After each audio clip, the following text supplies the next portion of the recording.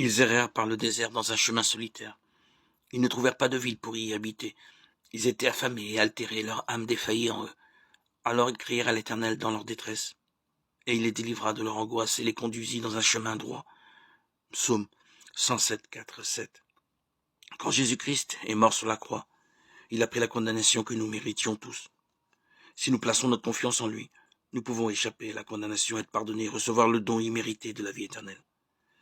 C'est ça la bonne nouvelle du christianisme, un don immérité.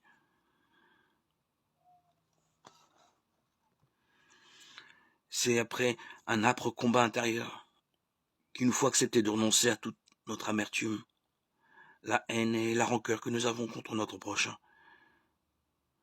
Ainsi nous pourrons sentir que le lourd fardeau de la rancune, de la haine est enlevé de nos épaules et nous sentir légers.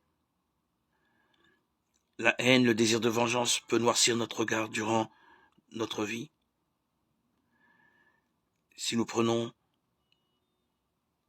et portons nos regards sur Jésus, l'obscurité ambiante disparaît et nous voyons beaucoup plus clair.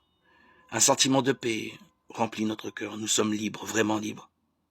Ce n'est pas une libération physique ou politique, mais la vraie liberté. Celle qui ne dépend pas des circonstances, celle que personne ne pourrait jamais nous enlever.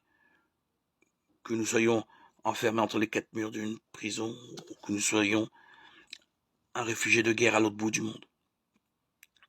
En portant notre regard vers le Christ, nous sommes désormais en paix, libres dans notre cœur, des chaînes de la culpabilité, du doute, de la haine, de tous les sentiments qui peuvent ronger un homme.